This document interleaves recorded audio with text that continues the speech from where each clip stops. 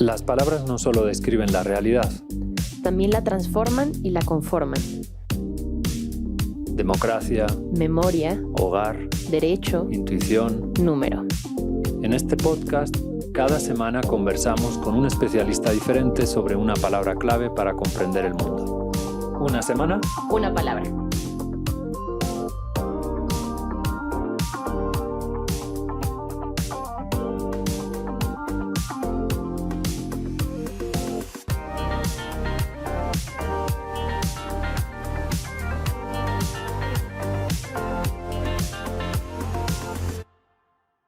La palabra fármaco procede del griego fármakon, que significaba remedio, cura, veneno, antídoto, droga, receta e incluso colorante artificial o pintura. Así, por ejemplo, los romanos describieron el pensamiento de Epicuro con la palabra tetrafármacos, que utilizaron no para hablar de un compuesto químico, sino de los 4 tetra, remedios, fármacos, principales para curar el alma. Primero, no temas a los dioses. Segundo, no te preocupes por la muerte. Tercero, lo que es bueno es fácil de conseguir. Y cuarto, lo que es terrible es fácil de soportar. Hoy, las curas para las enfermedades del cuerpo y del alma se buscan predominantemente en sustancias materiales. En México, 6 de cada 10 personas mayores consumen habitualmente 4 o más fármacos al día. Según una encuesta publicada en 2017, el 95% de adultos mayores de 65 años en España habían consumido medicamentos en las últimas 2 semanas.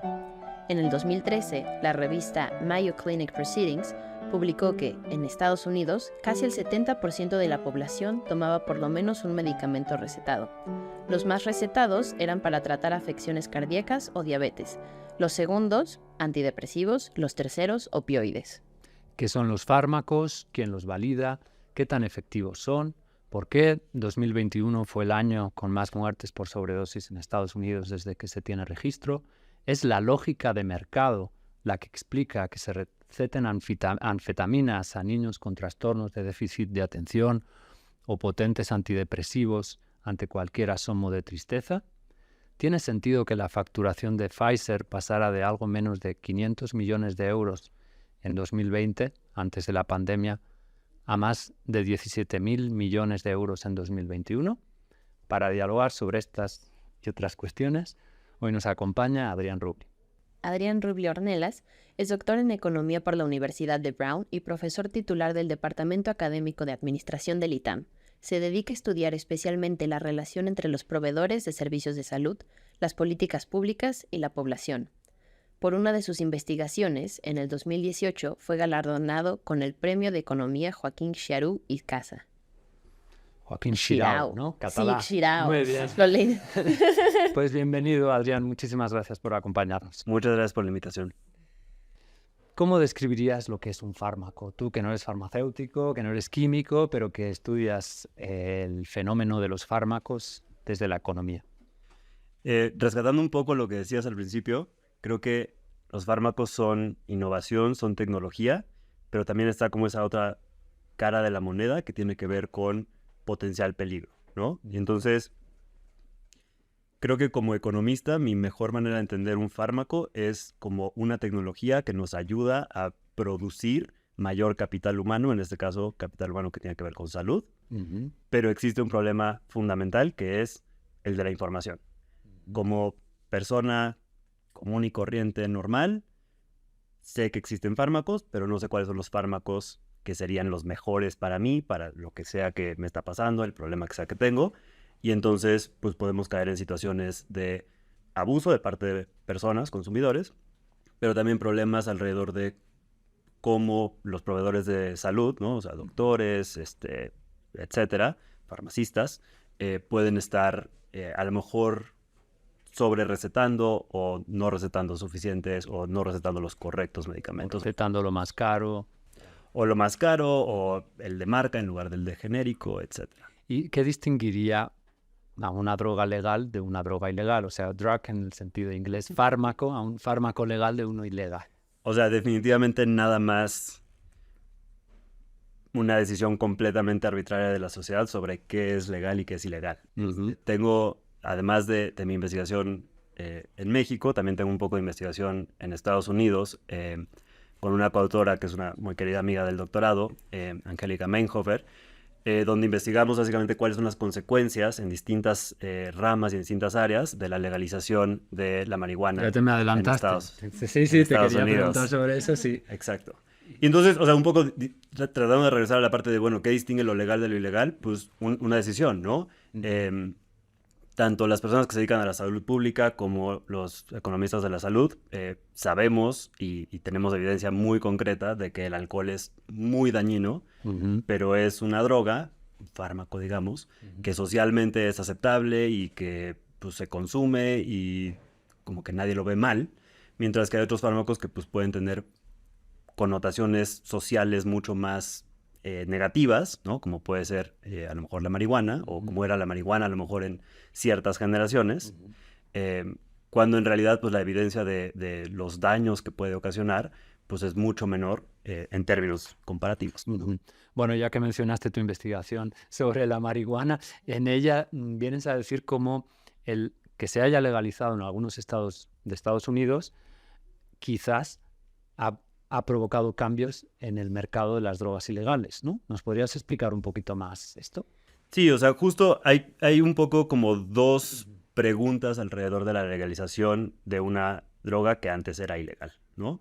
Uno tiene que ver del lado del consumo, cómo es que la gente consume esta droga junto con otras drogas ilegales, ¿no? Y entonces la pregunta como básica, fundamental que nos hemos hecho durante mucho tiempo es, ¿será que la marihuana es un complemento de otras drogas? Es decir, la gente consume marihuana y otras drogas ilegales. ¿O será que es un sustituto? Entonces consumo o marihuana u otra droga ilegal. Y básicamente, en general, lo que la evidencia parece sugerir, obviamente digo, esto puede ser muy distinto para distintas personas, ¿no? Y para distintos grupos poblacionales, pero lo que la evidencia parece sugerir es que, particularmente hablando de los opioides, que son como súper peligrosos, más bien la marihuana es un buen sustituto en el consumo para las personas. Por otro lado está la parte de la producción, ¿no? Entonces, si yo soy una persona que produce drogas ilegalmente, a lo mejor nada más vendiéndolas en la calle, o a lo mejor ingresándolas a Estados Unidos, o produciéndolas en algún lugar, la pregunta es, ¿qué pasa cuando legalizas una parte de ese negocio o de ese proceso? ¿Qué pasa con los productores? Y también, ¿qué pasa, relacionado con esta producción ilegal? Pues, ¿qué pasa con los esfuerzos policíacos por perseguir, como la DEA, ¿no? El Drug Enforcement Association. Agency. Saber, pues, qué hace la DEA alrededor de sus esfuerzos y su targeting de esfuerzos, ¿no? Otro de tus trabajos lo enfocas en analizar el papel de las farmacias chiquitas, como la farmacia del ahorro, Ni tan chiquitas. Bueno, ni tan chiquitas. No, bueno, ya, chiquitas. vas a ir al doctor Simi ahora, ¿no? El doctor Simi, bueno, las chiquitas cuando paseas Antes, por ahí, ¿no? cuando- Sí, pero bueno, esas pequeñas, grandes farmacias que, digamos, se presentan como complementos porque a veces incluyen la posibilidad o te ofrecen una visita médica, se presentan como complementos al servicio de salud público o privado, ¿no? Y ahí también has llegado a conclusiones curiosas, ¿no? Sí, o sea, justo creo que algo que me parece muy interesante es... Yo estudié en Estados Unidos y la parte más grande de economía de la salud se enfoca en entender el sistema de salud de Estados Unidos, que es único en el mundo. Y eso no es algo bueno, es algo malo, es un desastre. Cuando pensamos en otros sistemas de salud, como a lo mejor en España o en Canadá o en Inglaterra, Australia, etcétera, son sistemas de salud que se parecen un poco más al nuestro en México. Te interrumpo. No nombraste ni Dinamarca ni México. No, justamente, ahorita estoy a punto de hablar de México. O sea, se parecen mucho más estos sistemas de salud al mexicano, en el sentido de que tienes una infraestructura pública, que en nuestro caso es un poco único porque está muy fragmentado a partir de cuál es tu afiliación laboral, ¿no? O sea, IMSS, ISSSTE, Seguro Popular, o lo que era el Seguro Popular. Y un poco de complemento con servicios privados, ¿no? Y justamente lo que es más interesante, creo, del contexto mexicano, es que coexisten estos distintos sistemas. Entonces, por ejemplo, todas las personas que trabajamos aquí en el ITAM, pues como empleados formales de la economía formal, tenemos acceso al IMSS, pero también, pues, tenemos dinero, o para muchas situaciones tenemos dinero para poder pagar y costear un servicio de salud privado, ¿no? Como puede ser, mi oficina está, por ejemplo, en Santa Teresa, que está al lado del Hospital Ángeles del Pedregal, carísimo, pero pues ahí está un servicio de salud privado, ¿no? Y cuando existen estos como dos extremos, ¿no? Es el sistema público, que es básicamente gratis, pero pues tiene muchísimos problemas, hay mucha congestión, hay muchos problemas a lo mejor también de posible calidad o de tiempo que le pueden dedicar a cada paciente. Y luego tienes un sistema de salud privado que puede ser excesivamente caro. Otra vez el Ángeles del Pedregal, hace mucho que no voy, pero creo que las consultas están como en 1,500, 2,000 pesos, ¿no? O sea, es muchísimo dinero que la gente obviamente no puede pagar eso. Entonces, ¿qué pasa cuando salen estas nuevas alternativas, que son una cosa intermedia, donde dicen, pues es privado, porque es una farmacia privada y es un doctor privado, pero pues el costo es obviamente mucho menor, ¿no? O sea, una consulta, por ejemplo, en la farmacia San Pablo, pues cuesta a lo mejor 60 pesos, en la farmacia del ahorro creo que son como 30 pesos o 40 pesos, el doctor Simi no cobra, ¿no? Es gratis. Y entonces la pregunta es, pues, ¿cuáles son los incentivos a los que se enfrentan? Porque, pues, obviamente, el doctor, pues, sí tiene que recibir algún dinero de alguna parte. Entonces, si no lo está recibiendo de parte del paciente a la hora de pagar la consulta, pues, ¿de dónde sale, no? Y la respuesta la adivinamos. Sí, o sea, y la respuesta creo que no es tan sorprendente alrededor de, pues, darnos cuenta que, en efecto, existe un incentivo bien fuerte de recetar más medicamentos o recetar medicamentos más caros, y pues existe una correlación entre medicamentos que son más caros y que son más fuertes, ¿no? O sea, un medicamento más sencillo que sea menos fuerte, pues obviamente es más barato. Pero también, o sea, esto es como una parte negativa, ¿no? O que tiene potenciales costos sociales y epidemiológicos y demás. Pero también hay unas cosas muy positivas, ¿no? Que es el hecho de que, pues, si te enfermas y necesitas ver a un profesional, ¿no? Pues lo puedes hacer de una manera muy conveniente y muy fácil, ¿no? Esto, si tratas de ir, por ejemplo, al IMSS, o incluso ahora que tienen las consultas que puedes agendar en línea, pues de todas formas sigue siendo complicado, ¿no? Y si te metes, por ejemplo, a revisar, quiero agendar una cita en mi unidad médica familiar asignada del IMSS lo más pronto posible, pues no va a ser hoy, ¿no? A lo mejor es dentro de 2 días, pero si voy a la farmacia del ahorro, a la farmacia de San Pablo, no es un comercial para ninguna de estas dos, pero si voy a cualquiera de estas farmacias, pues es básicamente inmediato. Sí, bueno, tampoco es un anticomercial para ninguna de estas farmacias, pero tengo un amigo, bueno, hace años que no lo veo, que se llama Pedro, no voy a decir su apellido, que había estudiado enfermería aquí en México y luego pasaba consultas como médico en una de estas farmacias. Entonces también están esos problemas que como uno puede manejar. Bueno, en todos nuestros episodios nos acompaña Carlos y hoy se lo pusimos muy difícil porque nos tienes que hablar desde las matemáticas de la palabra fármaco. Nos gusta complicarte la vida. Sin lugar a dudas, pero bueno, voy a empezar a entender un poquito más la cosa, ¿sí? Hablaste de medicamentos más fuertes y de medicamentos más sencillos. Yo como matemático no puedo admitir que hables de ese tipo de cosas. Tienes que ser más preciso. ¿Qué quieres decir con cada una de esas cosas? Ok, por restricciones alrededor de los datos a los que tenía yo acceso, me tuve que enfocar en un tipo de medicamento muy particular, que es antibióticos basados en penicilina. Entonces, dentro de ese mundo o dentro de ese conjunto de medicamentos, básicamente existen los que son más simples, es decir, son solamente penicilina sin estar combinada con nada más. Y hay otras penicilinas que están combinadas con otros antibióticos, lo cual los convierte en más potentes. Entonces, desde matemáticas tengo un conjunto S con N elementos y algunos de esos elementos tienen una sola molécula, algunos tienen 2 o más moléculas y esa es la división. Pasó el examen, ¿Ya feliz? No, para nada. Ahí te van más preguntas. Entre los sencillos, ¿hay más fuertes y más débiles? En mi caso no, porque todos son básicamente nada más penicilina. Entonces son el No, pero mismo sí puede producto, haber. pero No. con distintas marcas Pero, y genéricos. pero también te receta el médico a veces, cómprate esta con cierto, ¿qué se llama? Gramaje, ¿no? No, pero todos estos son del mismo... Cierto. Todos estos, o sea, todas estas son del mismo... Son el mismo tamaño de dosis. Ujú. Es decir, los medicamentos...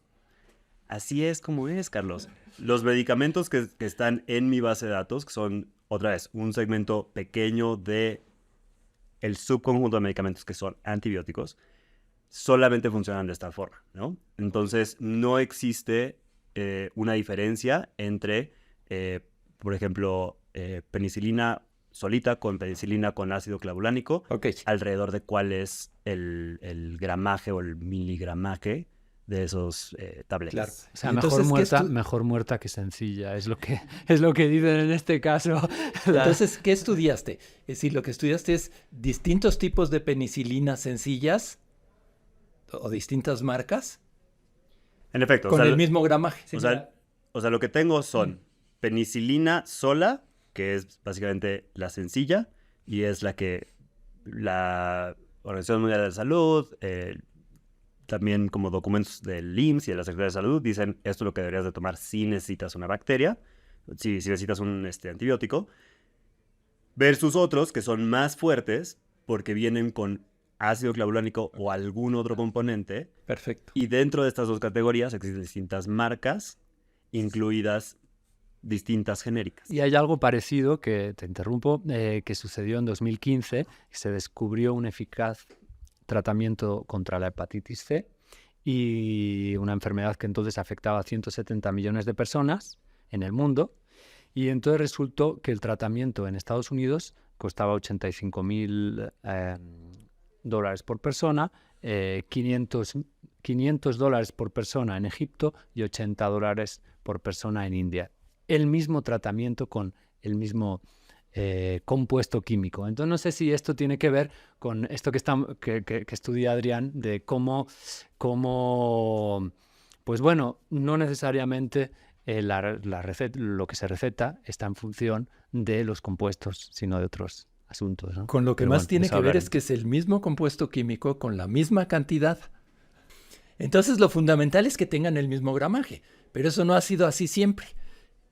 Por ejemplo, justo después de la Revolución Francesa, bueno, poquitito después de que tomaran la Bastilla, el 4 de agosto del 1789, declararon que ya no había privilegios en medidas. ¿Y por qué? Porque en esa época todos los cantones franceses, todos los cantones, no las provincias, cantones, tenían sus propias medidas y cada uno creía tener la misma medida.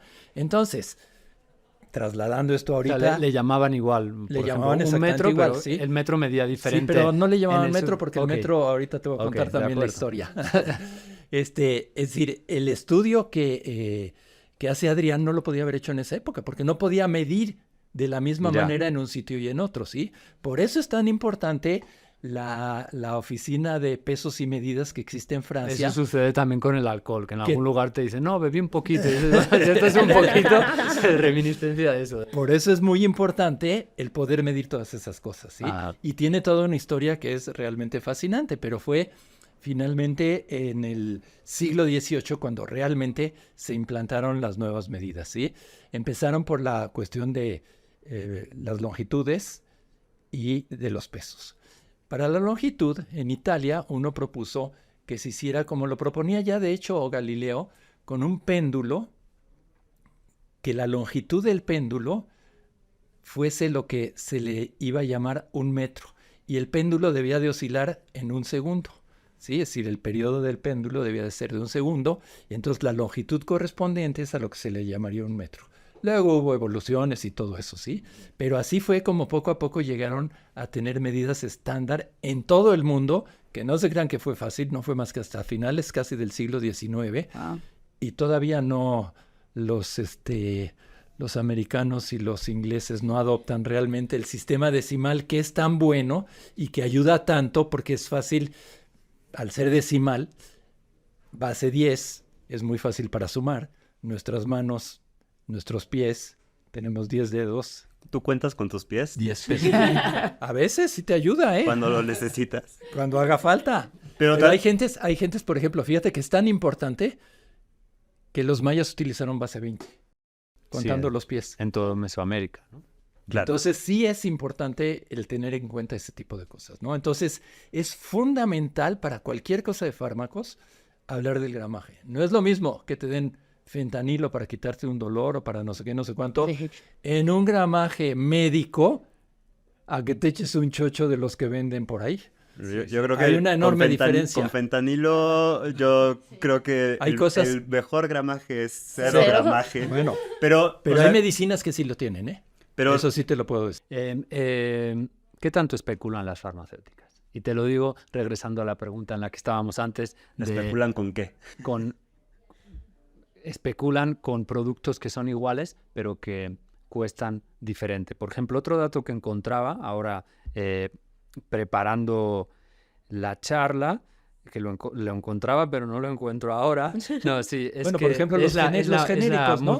Sí, pero hubo un caso ¿no? muy famoso que es que Novartis y Roche en Francia en 2020 tuvieron un problema con la justicia que acabó en una multa multimillonaria. Antes Italia también las había multado porque estaban haciendo prácticas monopólicas con dos medicamentos, Avastin y Lucentis, que parece ser que sirven para tratar la degeneración macular húmeda, pero que uno de ellos pues, costaba 100 veces más que el otro.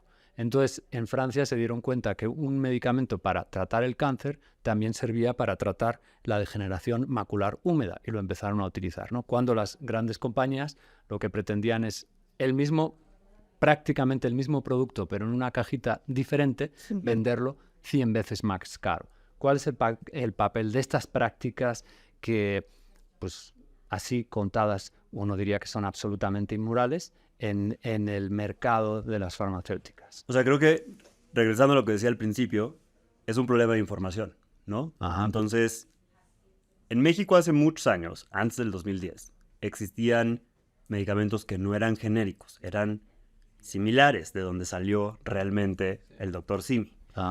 Esto es distinto a cualquier otro lugar del mundo. En cualquier otro lugar del mundo, decir genérico es básicamente el mismo compuesto activo, o sea, la misma molécula, pero sin la marca. Puede cambiar a lo mejor la forma en que esa molécula llega a tu cuerpo. Entonces, a lo mejor la de marca viene en una cápsula de plástico que se disuelve rápido en la panza, y a lo mejor el genérico utilizó simplemente el compuesto activo en polvo comprimido, y entonces cuando la pones en tu lengua sabe feo. Pero en la práctica son la misma cosa. Entonces, en México, en el 2010, quitaron estos medicamentos que no eran genéricos, y entonces hoy existen genéricos y medicamentos de marca. Y el problema de información es ese. Las personas a veces pensamos que porque un medicamento es de marca Bayer o de marca Pfizer o de marca Elegante, va a ser más mejor. Efectivo, y no. Y justamente uno de mis profesores en el doctorado tiene un estudio súper interesante que se llama Do Pharmacists Buy Bayer? Y la respuesta es no. Ándale. Entonces, básicamente, las personas que sí tienen la información, el conocimiento y saben que la molécula es la misma, no compran la aspirina de Bayer, compran la aspirina de genéricos. Claro. Y nada más para complementar esto, y porque espero en el futuro tener algo que decir al respecto, estoy trabajando con una cadena de farmacias, que no puedo mencionar su nombre, para tratar de entender un poco más la adopción de medicamentos genéricos. Y parece haber, particularmente, como una vista preliminar de los datos, parece haber un patrón de aprendizaje de parte de los consumidores. En particular, cuando necesitas un medicamento por una enfermedad crónica, que entonces es un medicamento que siempre te vas a tomar. Y entonces, el patrón básicamente que vemos, muy preliminar, es que al principio las personas empiezan solamente comprando el de marca. Entonces, imagínate, me acaban de diagnosticar diabetes, hipertensión, etcétera. Me dijeron este medicamento, voy por el de marca porque va a ser el bueno. Con el tiempo aprenden y más bien se transfieren y empiezan a consumir el genérico. Y esto, digo, evidentemente no tiene ningún problema porque son exactamente la misma cosa. Y lo que es muy interesante de los datos de este proveedor en particular es que sabemos cuál es la empresa, la farmacéutica que está produciendo. Entonces, literalmente, sabemos que son el mismo medicamento, que la farmacéutica pone algunas pastillas en una caja con una marca y otras en una caja que no tiene marca. Increíble. Marina. Una pregunta. ¿No hay una protección para las farmacéuticas que hacen investigación? Por ejemplo, si yo hago un estudio para tal enfermedad como farmacéutica y me doy cuenta después de ese estudio que esta es la medicina que hace falta, ¿no hay una cierta protección para que un tiempo no pueda haber copias Bueno, las patentes. y este tipo de cosas genéricas un cierto tiempo? ¿O como de cuánto tiempo varían esas cosas? O sea, eso también es súper interesante. El tiempo es básicamente 20 años, puede variar por distintos lugares, ámbitos. O sea, pensemos que hoy pues los medicamentos son como... Luego, las farmacéuticas son compañías globales, entonces están bajo distintas reglas. Por ejemplo, México tiene un montón de convenios donde dice, si Estados Unidos aprobó este medicamento, pues nosotros también lo aprobamos. Si Japón lo aprobó, nosotros también. Ahora, lo que es súper interesante con las patentes es, en efecto, ¿no? O sea, esto es un incentivo para la innovación, la investigación.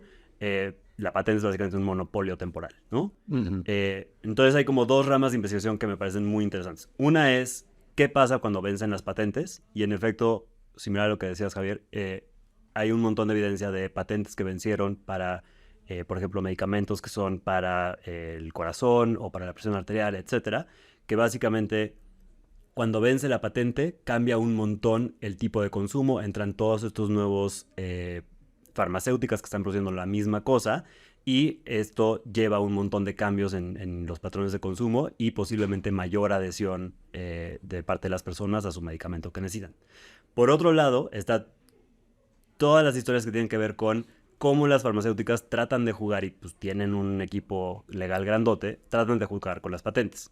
Hay un caso súper famoso, por ahí de los años 90, se iba a vencer un medicamento para malestar estomacal y entonces la compañía, la farmacéutica estaba muy preocupada y dijo, ¿qué hacemos? Ah, ya sé, ¿por qué no le agregamos aspirina o cafeína o lo que tú más quieras al medicamento y lo volvemos a registrar y obtienes una nueva patente por 20 años, ¿no? Entonces es un nuevo monopolio. Un nuevo monopolio y es un loophole ahí, pues un poco...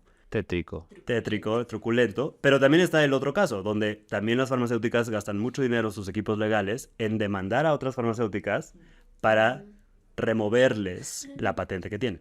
Entonces, pues hay obviamente mucho dinero de por medio y pues así es como juegan con esto. Marina, ¿qué te han contado hoy las personas a las que has entrevistado? Hola, estamos en Plaza Roja para la sección de Andanzas Rojas y vamos a hacerle preguntas a distintos de mis compañeros. Si alguna vez ustedes o alguien que conozcan han tomado algún medicamento que haya tenido un efecto negativo secundario. A mi mamá le pasa relativamente seguido. Normalmente le dan náuseas o pues se marea o ya no tiene hambre, cosas así. Normalmente es como del lado alimentario. Ahorita estoy de hecho tomando medicamentos para este bombón. y me está causando náuseas y dolores de cabeza y también me quita el hambre porque me siento mal, ¿sabes? Entonces, no recomiendo. En mi caso no me ha pasado, pero sí me ha pasado escuchar que otras personas toman medicamentos, les hace daño. Por ejemplo, algunas personas que tomaron aspirinas de más y tuvieron sangrados, ¿no? Entonces, es importante no automedicarse. Exacto. Justo. Gracias. Sí, una vez tomé un medicamento para los pulmones que creo que tenía como esteroides o algo así. Y el chiste es que me salieron ronchas como piquetes de mosco gigantes por todo el cuerpo. Y pues no estuvo padre. ¿No estuvo padre? No estuvo. Sí, tomo antidepresivos y esos a veces me hacen que quiera vomitar, me provocan náuseas. Bueno, sí, el metilfenidato, pues los que ya se conocen, usualmente que te sientes como con mucha ansiedad, una sensación de pesadez en la mandíbula, un poco pérdida del sueño, pérdida del apetito y todas esas cosas. Pues sí, justo la dejé de tomar, aunque la necesito, porque me siento mejor siendo quien soy, sin esa... También con los anticonceptivos que tomo, he tenido cambios en mi ¿cómo se llama? En mi ciclo menstrual, y también justo cuando llega mi hora hormonal es o sea, sube durísimo, y durante un tiempo sí subí un poco de peso, pero eso después ya bajó, ya calmó eso.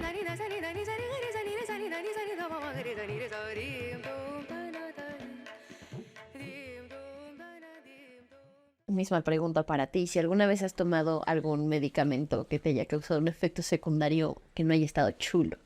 Creo que me identifiqué con lo que alguien estaba diciendo, no me acuerdo quién fue, pero después del primer año en el doctorado, que pues obviamente es muy estresante, me empezaron a salir como unas ronchas, ¿no? Y entonces yo dije como, ¿qué está pasando? Y fue súper caótico, muy complicado, y tuve como distintos tipos de medicamentos, algunos eran como más esteroides, algunos eran distintos tipos de como pomadas, etcétera, y algunas tenían el efecto contrario. Entonces, en lugar de quitarte las ronchas, te sacaban más ronchas. Wow. Y eso, pues, en el momento en el que estás estresado, te salieron ronchas por tu estrés, te estresas porque tienes ronchas, y el remedio no funciona, sino que te genera más ronchas, pues es obviamente un efecto secundario muy terrible. Oye, y hablando del estudio y la automedicación, tú también tenías ahí unos datos interesantes, ¿no? Sí, me puse a babosear por el internet, viendo con esto de las medicinas para rendir más en el estudio. Y estaban hablando de estos, los medicamentos estimulantes, como nunca sé cómo pronunciarlo, Adderall y el Ritalin, que justo son desarrollados para tratar el TDAH, el déficit de atención, hiperactividad y todo eso, justamente para que las personas que lo padecen, pues, se puedan concentrar más fácilmente, y de ahí que estudiantes dijeron, pastillas para concentrarme, le entro, ¿no? Y también son, otra vez, como decíamos el otro día, datos de Estados Unidos, porque no tenemos nosotros buenos datos, y la mayoría de los estudiantes que los consumían tenían el perfil de que solían ser blancos, estudiantes universitarios, pertenecientes a las fraternidades, cosas así, y solían tener un promedio más bajo. Su GPA solía ser de los promedios ¿Hombres, mujeres o ambos? más hombres. Y que parte de lo irónico era que sí les ayudaba a concentrarse, más les perjudicaba la memoria de corto plazo, que si estás estudiando para un examen no está muy chulo eso.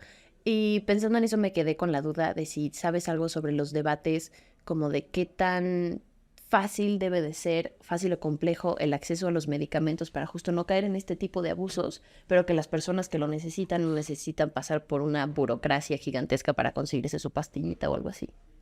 Creo que justamente lo que decías, ¿no? Es un balance entre ambos mundos, ¿no? Entonces, si me voy a un extremo y todo es cosas que puedo comprar en la farmacia sin ninguna receta, sin ninguna barrera, ¿no?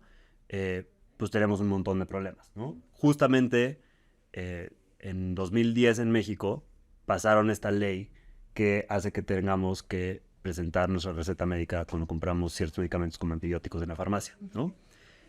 Podemos discutir mucho sobre la regulación y qué tan bien lo hacen o no, pero bueno, existe por lo menos esa ley, ¿no? Antes de eso, yo me acuerdo, o sea, pues toda la vida creciendo, me enfermaba y mi mamá decía como, pues vamos a la farmacia, y ella así pues escogía. Mi mamá no es doctora, no tiene conocimientos extraordinarios de medicina. Le gusta mucho leer sobre medicina, pero pues no es una doctora.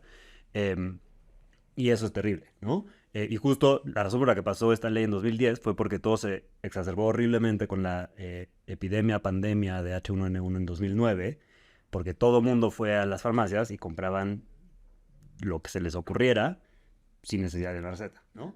Por otro lado está el hecho de que pues entre más barreras pones para que la gente tenga acceso a los medicamentos que necesitan, y sobre todo cuando hablamos de medicamentos que puedan ser súper importantes, por ejemplo, para temas de salud mental, pues entre más barreras existen, más complicado es que la gente tenga acceso a ellos, ¿no?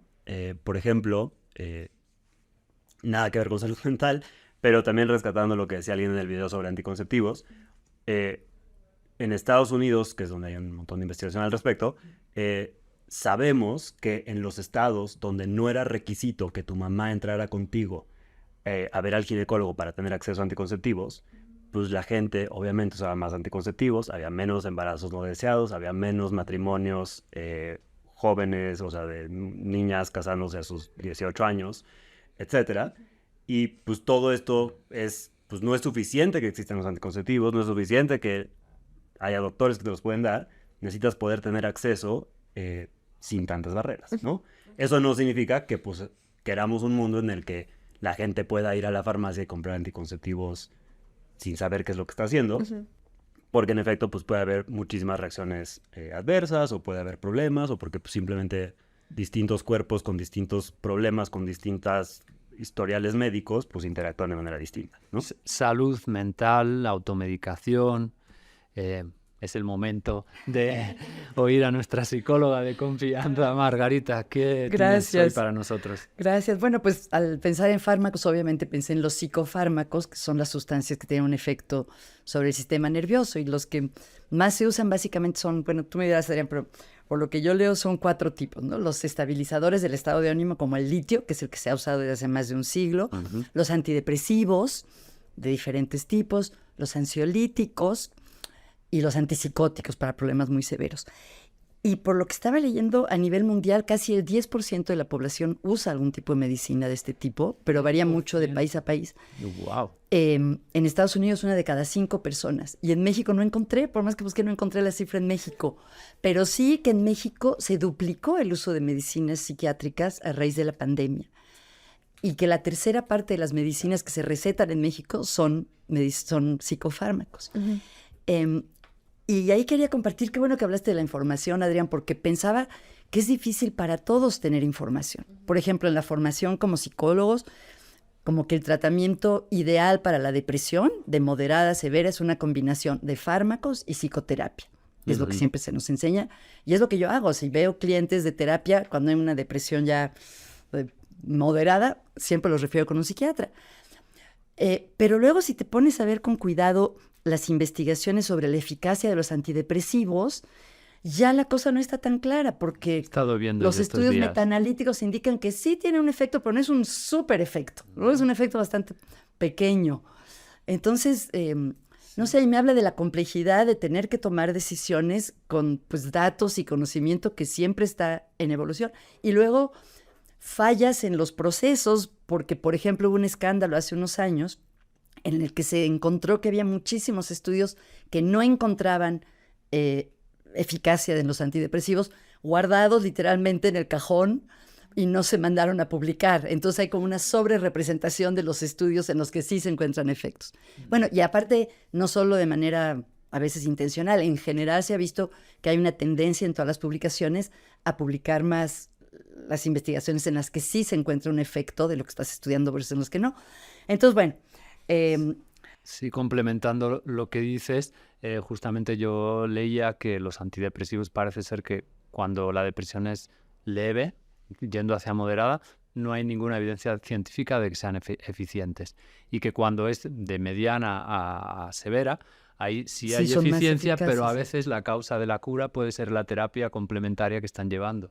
Entonces ahí hay mucho debate, y me llama mucho la atención que, bueno, que la pandemia no solo benefició de las farmacéuticas por las vacunas, sino por lo que acabas de comentar ahora. Pero bueno, sigue, perdón. No, nada más era esto. Por un lado, no sé, yo conozco gente que le cambia la vida el antidepresivo, o sea, que realmente es que no hay manera de compararlo, el beneficio, y otras personas que dicen que se sienten como distantes de su propia vida, desconectadas de sus emociones. Entonces, no soy anti-medicación, al contrario, o sea, mi práctica es sí referir, pero me intrigan y me perturban algunos de estos hallazgos en los que no se ve tan clara la efectividad, ¿no? En España hay mucha medicación de antidepresivos. Hay un documental en Netflix que se llama Cambia tu cerebro, en el que, sí, al menos perturbador, porque dice que una sola dosis de algunos compuestos que tienen algunas plantas medicinales mexicanas, es decir, de mescalina, bueno, mescalina en este caso, dicen ellos, una sola dosis sirve para tratar la depresión definitivamente, ¿no? Y pero que claro, si es esto cierto, entonces se acaba el negocio. Bueno, no sé qué opinas. O sea, que creo... A ver, primero, el tema de salud mental es importantísimo. Sabemos muy poquito sobre salud mental, y el problema más grande es pues que en 2023 seguimos con un montón de desconocimiento sobre pues qué hacer, ¿no? Entonces, aquí creo que hay varias cosas, ¿no? O sea, una cosa es, definitivamente hay muchos estudios que están financiados por farmacéuticas y entonces, pues, el interés que tiene el estudio es mostrar que, pues, el chocho sí funciona, ¿no? Entonces, obviamente, pues, eso puede llevar un montón de sesgo, ¿no? Pero por otro lado también hay muchos estudios y como mencionabas tú, Margarita, mencionabas como metaanálisis, ¿no? Y el problema es que se hacen muchos estudios. A ver, para nuestros oyentes, ¿qué son los metaanálisis? Justo eso es lo que iba a decir. Okay. O sea, justo se hacen muchos estudios, pero con las 1, 2, 3, 4, 5, 6, 7, 8 personas que estamos aquí adentro, ¿no? Y entonces, pues con 8 observaciones, pues no a lo mejor no vas a llegar a ninguna parte. Entonces la gente lo que dice es, bueno, ¿por qué no tomamos un montón de estos estudios, los juntamos, lo analizamos los datos juntos, a ver si sí tuvo un efecto o no? Pero aquí también hay un montón, se tienen que hacer un montón de supuestos desde el modelo estadístico, etcétera, para saber qué es lo que realmente estás obteniendo. Por otro lado, también creo que es más complicado el tema de salud mental, porque las personas nos encantaría, o sea, las personas que hemos tenido algún problema de salud mental, nos encantaría una cosa que sea mágica, segura, ¿no? O sea, es que yo me quiero tomar una pastilla y ya, desapareció, se acabó, ya estuvo, ¿no? Y yo creo que Margarita va a estar de acuerdo conmigo que pues eso no existe y ni creo que vaya a existir nunca. Y justamente... La mezcalina. Justamente porque necesitas todo el trabajo adicional que tiene que ver con terapia, ¿no? Y por ejemplo, algo que desde el lado de la economía, como economistas de la salud, algo que la gente sí ha hecho un montón, son experimentos de darle a personas, por ejemplo, en comunidades rurales en India, darles acceso a terapia. Sin los fármacos, nada más la parte de la terapia, y las mejoras son gigantescas. Sí. Gigantescas. Y entonces, pues definitivamente existe pues ese efecto. Y la pregunta es, pues, ¿qué efecto tiene un fármaco solito? Versus, pues, si necesita complementarse con esa parte de terapia. Ningún fármaco puede sustituir a las terapeutas. Bueno, te quería decir que incluso en todo este auge que está habiendo en el estudio de la psilocibina y otros psicodélicos para el tratamiento del estrés postraumático y de la depresión, se ha visto que funcionan cuando hay un acompañante. No cuando la persona se echa el viaje sola, lo que se me hace muy, muy interesante. Pues es todo el rito, ¿no? Diríamos.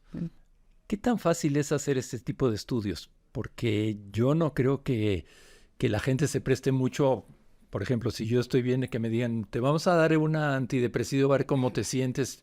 No, es decir, veo que es muy... No, pero no te lo darían. No solo para los que están deprimidos. Veo que es muy difícil, y es muy difícil el tener datos fidedignos de todo este tipo de cosas. Sobre todo en la parte de salud mental, ¿no? O sea, la parte de experimentos, así la forma en que la gente hace la evaluación de un fármaco es tal cual, ¿no? Como lo describíamos. O sea, a algunas personas les voy a dar el fármaco, a algunas personas les doy un placebo para que tampoco esté contaminado por el hecho de que pues tú estabas tomándote algo y yo no me estaba tomando nada.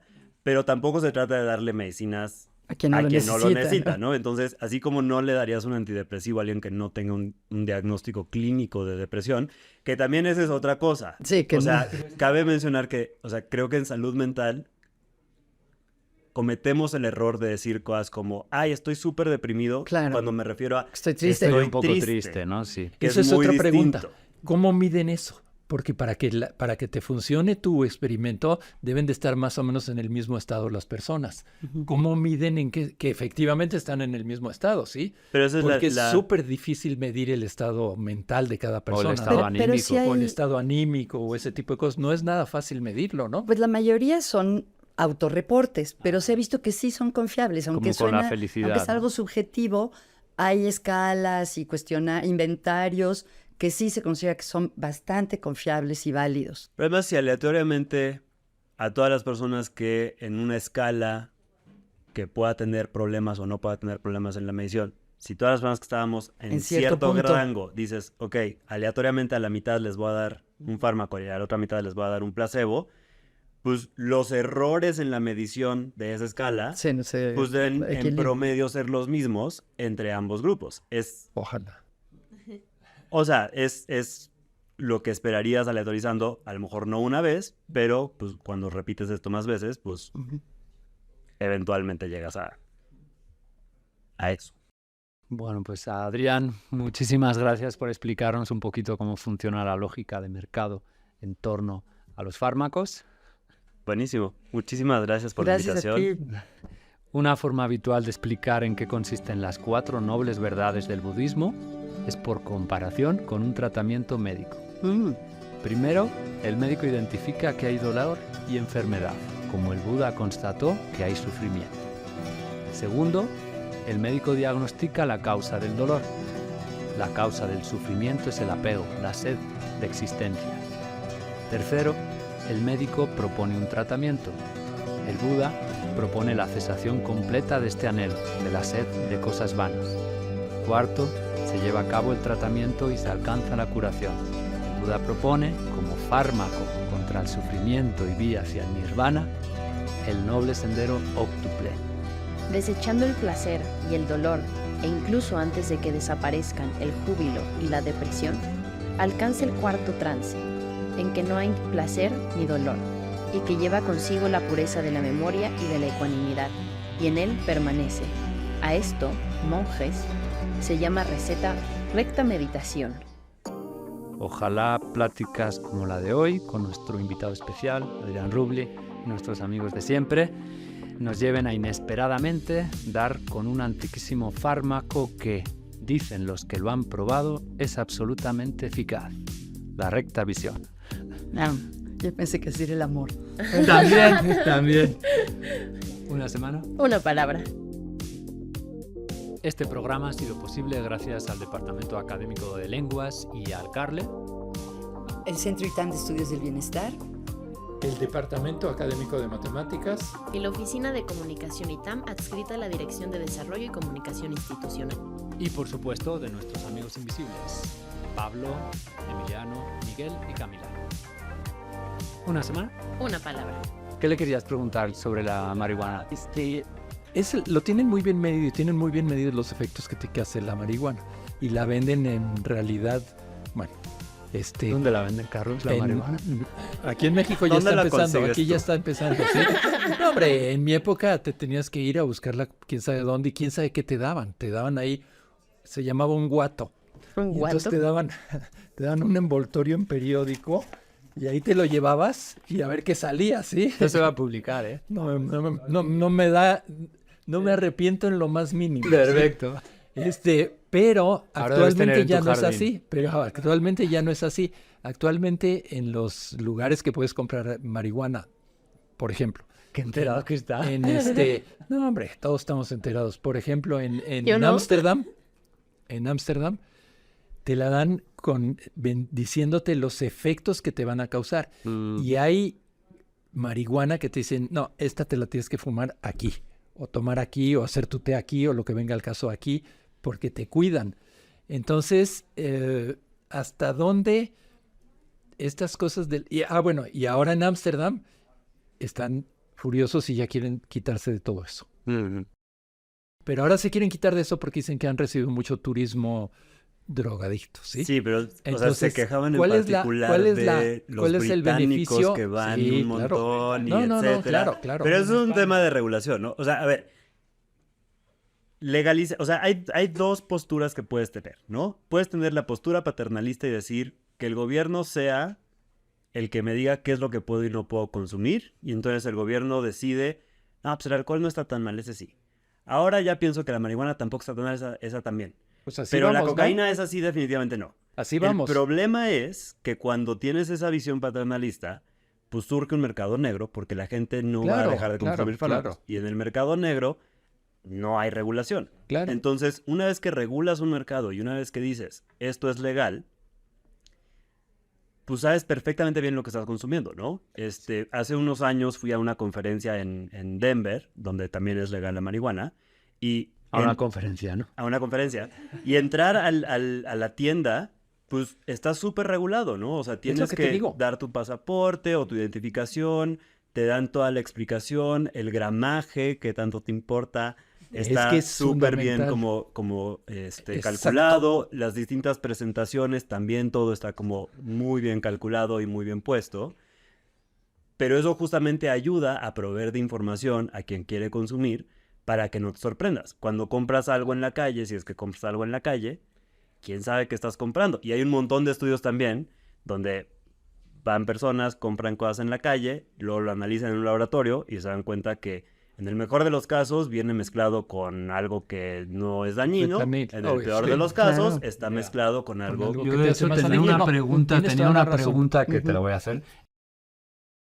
En 1899, Bayern vendía la heroína en más de 20 países, de acuerdo a documentos del archivo del Leverkusen, de la propia empresa. Entonces la pregunta es, ¿hay alguna relación entre el narcotráfico y las farmacéuticas? Ahí sí es una gran pregunta. Sí, o sea, seguramente existe. Porque digo, si necesitas producir opiáceos, necesitas amapola. Entonces... Pero ya hay sintéticos, ¿no? Los opioides. Sí, o sea, hay un libro que ahorita, soy muy malo acordándome, pero hay un libro que justamente cuenta la historia de los analgésicos. Y alrededor de todos estos tipos de opioides o de fármacos que hoy son ilegales y que hoy vemos como muy dañinos en términos de un consumo indiscriminado, ¿no?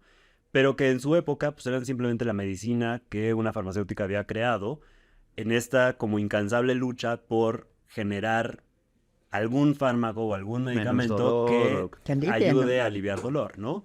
Y entonces es innegable que la historia de la humanidad es, pues, hay cosas en nuestra salud que hay que atender y entonces estamos buscando cómo atenderlas. Una es el dolor, o sea, sí es un tema súper importante. No es una exageración las personas que dicen es que tengo muchísimo dolor y necesito algo fuerte. Es una condición, es una situación, ¿no? La pregunta es, pues, ¿cuáles son los fármacos que estás creando? ¿Cuál es la regulación que vas a permitir? Y en cuanto prohíbes cosas, pues obviamente todo se vuelve un mercado negro, ¿no? Pues ahí está la historia del alcohol en Estados Unidos durante la prohibición. Pues también un claro ejemplo de cómo el mercado negro pues, siempre va a surgir, ¿no? Bueno, pues sobre la marihuana y la información, se me hace que también es complicado porque, por un lado, sí se argumenta que no se compara con el alcohol. Por ejemplo, la cantidad de muertes violentas que son porque el agresor estaba alcoholizado son altísimas y es rarísimo que alguien que esté marihuano mate a alguien más. Pero tampoco es inocua, ¿no? O sea, no porque es una plantita es muy sana, porque hay mucha evidencia de que sí daña y afecta el desarrollo del cerebro, particularmente para los adolescentes. Muchos especialistas recomiendan que no se debe consumir marihuana antes de los 25. Y me imagino que un porcentaje enorme de los que la consumen son adolescentes. Entonces, Carlos, tú fuiste a Holanda, ya eras mayor. Entonces, como... en fin, además era... No, pero creo que, o sea, justamente es cierto, ¿no? O sea, mucha de la evidencia de los efectos nocivos que pueda tener la marihuana está relacionada con cerebros que todavía no terminan de desarrollarse. Claro. Y entonces esto, pues definitivamente, o sea, a ver si no lo digo de una manera que me mete en problemas, pero la realidad es que los niños y los adolescentes no los consideramos ciudadanos y no los consideramos verdaderas personas, ¿no? O sea, al final del día tienen una protección del Estado donde dicen tú no puedes tomar decisión de tú solo, cosas, ¿no? Entonces, o sea, tú no dejarías que un niño de 12 años tome la decisión que quiera alrededor de cómo vivir, dónde vivir, si va a trabajar, qué va a hacer, etcétera. Y cuando su madre, su padre o quien sea que los cuida no está tomando las decisiones correctas, el Estado entra y dice, pues te voy a remover y voy a hacer algo al respecto porque consideramos que necesitan esa protección, ¿no? Entonces no es lo mismo hablar de adultos, donde creo que ahí yo no quiero que el Estado sea paternalista y me diga a mí qué hacer. Claro. Yo soy un adulto, ya puedo tomar mis propias decisiones, pero pues a mi sobrina que hoy está cumpliendo 13 años, pues definitivamente no es un buen momento para que ella tome decisiones de hecho, sola, este tipo de regulaciones ya existían en el México prehispánico, donde Pulque libremente en cualquier momento solo podían consumir los que habían cumplido un ciclo, es decir, los mayores de 52 años. Ah, Los wow. menores solo en determinadas ocasiones. ¡Qué bonito! Pasa lo mismo con el alcohol. Tampoco te dejan consumir alcohol antes de los 18 años. En teoría. En principio. ¿cómo? En principio. No, bueno. También está el pero eso problema, también una vez la cuenta. regulación y otra vez Cuando, la realidad, cuando tu realidad de cerebro implementación. no está totalmente formado, eres mucho más propenso a tener problemas. Claro. En todos sentidos. Ahora, Bueno. la marihuana, yo estoy de acuerdo que la legalicen. Y estoy de acuerdo que te indiquen ¿no está qué es lo que te legalizado? va a pasar. ¿En tu casa?